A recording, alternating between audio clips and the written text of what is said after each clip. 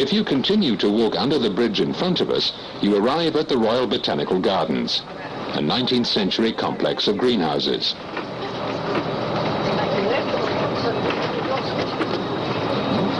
Next bus stop, Pacheco, Comic Museum, Botanique.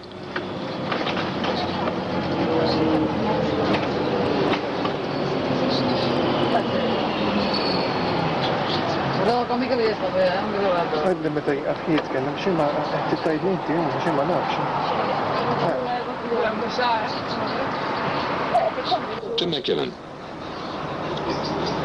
The historic North Station disappeared in the middle of the 20th century and was replaced by the lively Rogier Square. The high tower dominating the square is the Centre International Rogier. This 110-meter tall building houses the French-language National Theatre. The glass pyramid on the square gives access to a complex of exhibition spaces and meeting halls.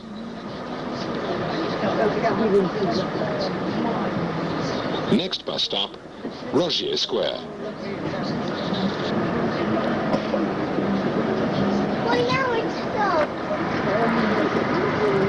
Rogier Square, and our next stop is in the Hazel district, in the area of the Atomium.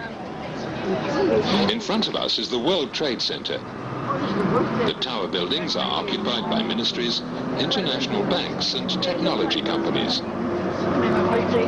Immediately to the right, you'll see the North Station, with the CCN sign. It stands for Communications Center North.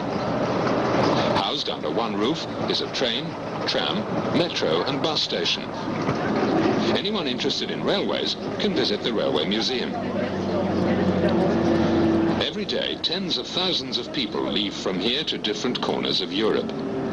At least 4 times per hour, a direct train links the North Station, the Central Station, and the South Station with the national airport at Zaventem. Brussels has a modern and well-developed network of trams. You can also make use of an efficient bus and metro network in our city. A ticket always gives access to the 3 networks and is valid for an hour. The day card is available on board this bus and is especially economical.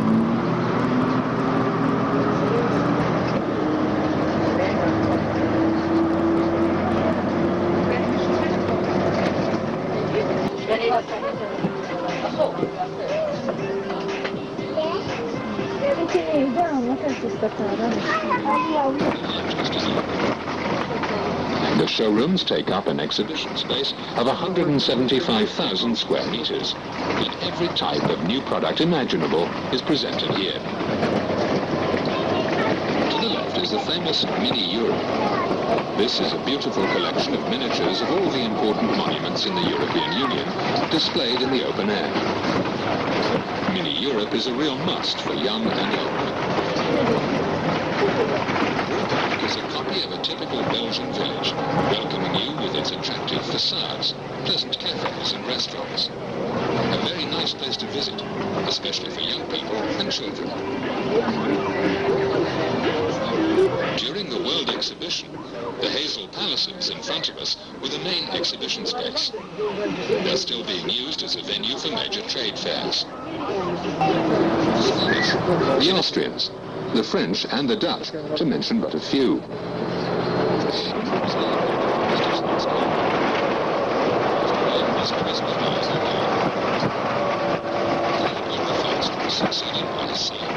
The second. He was the king who acquired a colony for Belgium. He was succeeded by King Albert I. This was the time of the First World War. After the death of Albert I in the 1930s, Leopold III succeeded his father. He was married to Queen Astrid. After the end of the Second World War, he was succeeded by his son, King Baudouin, who married the Spanish Donna Fabiola. Son, Crown Prince Philip, is the heir apparent. The king's power is in fact very limited. He represents Belgium abroad.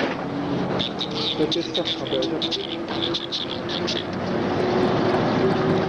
It was King Leopold II who, towards the end of the 19th century, gained control over the extended Congo area in Central Africa. The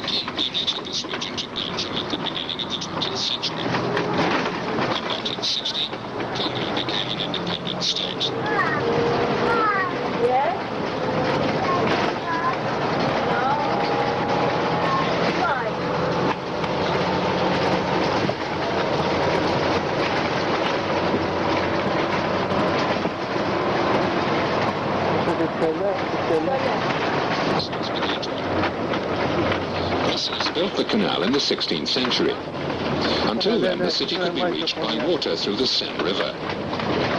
Because of tolls and because this river had become too narrow for shipping, a canal was dug. The district we're passing through now was once the prosperous harbour of Brussels. It's still a lively working-class area. Also located in this area are the fish market and the St. Catherine Church. The square of the former acquainted with the culinary pleasures of Brussels. The church itself was built in the second half of the 19th century in neo-Gothic style.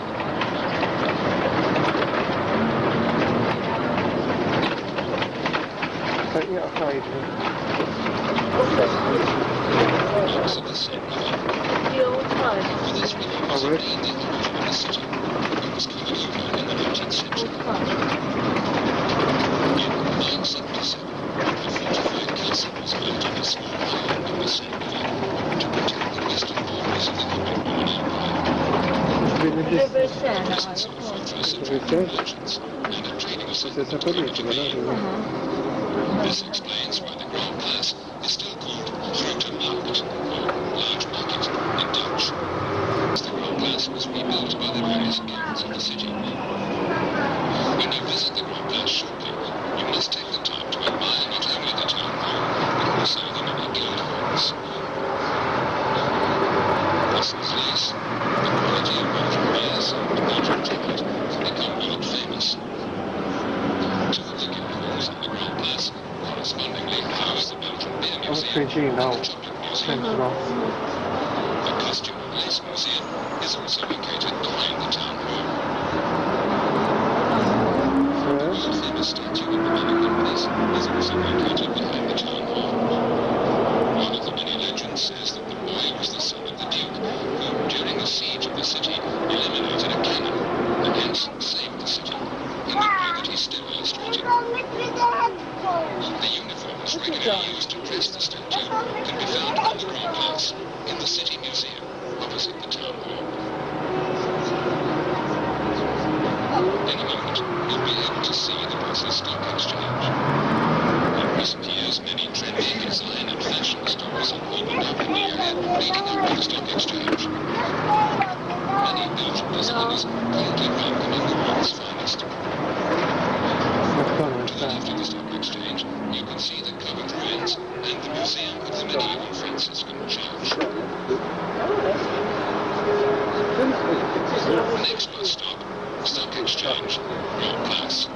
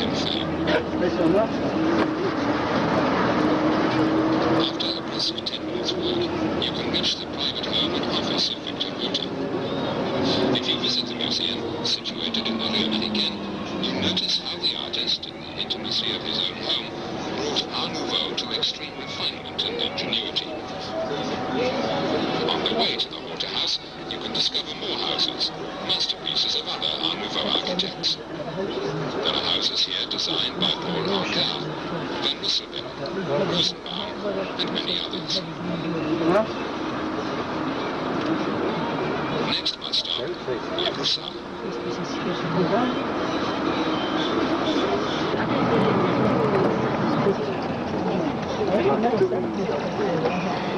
The building was constructed in 1934 as the seat of the Belgian radio and later television. The Art Nouveau style disappeared with the First World War. In the 1920s, a new style developed, Art Deco. It was inspired by Cubism, Constructivism, Fauvism, and Futurism, and attracted attention because of monumentalism. Paris and Brussels were the capitals of this new style. Belgian radio and television moved out of these buildings some 30 years ago. Justice, political and fiscal policies of the member countries are being harmonised. In the near future, the Union will be further extended to encompass new member states from East and Central Europe. Major organisations are located in Frankfurt, Luxembourg and Strasbourg. Brussels is the capital of the European Union, as the executive and legislative powers are concentrated here. Brussels is the seat of the European Commission, Council of Ministers and the European Parliament. The European Commission is the executive of the Union. The Council of Ministers is made up of the various ministers and national groups of the member states. The European Parliament has its seat in Brussels and the plenary sessions usually take place in Strasbourg. We are about to see the impressive modern buildings of the European Parliament and the European Council of Ministers. In the park behind the European Parliament, you will see the Natural History Museum. This museum features 13 dinosaur skeletons. They were accidentally discovered in the course of the 19th century in the coal mines of the northern part of the country.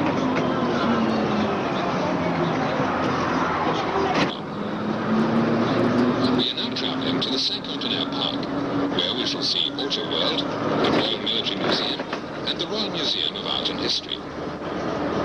In 1880 and in 1905, Leopold II had a series of fantastic monuments built in commemoration of the 50th and 75th anniversary of Belgian independence. A triumphal arch commemorates the 75th anniversary of the Belgian state. The park also houses palaces with three of the most important museums in our city. The Royal Museum of Art and History features tapestries and art collections from ancient Rome, Greece.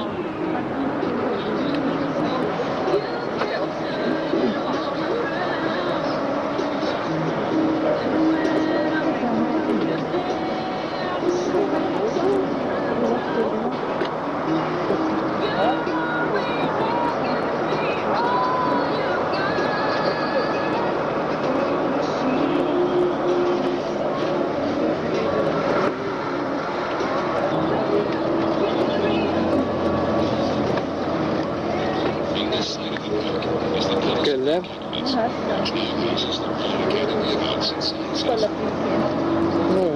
The most striking building here is the Royal Palace, the official residence of the Royal Family.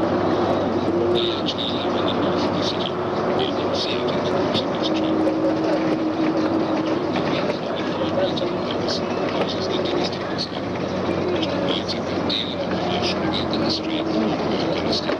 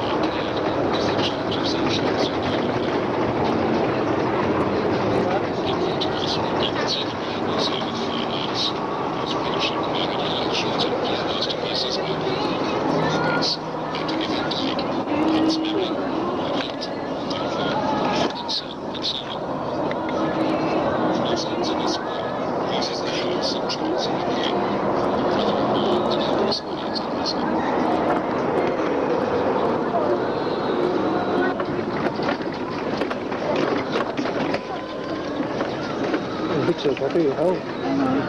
Số tiền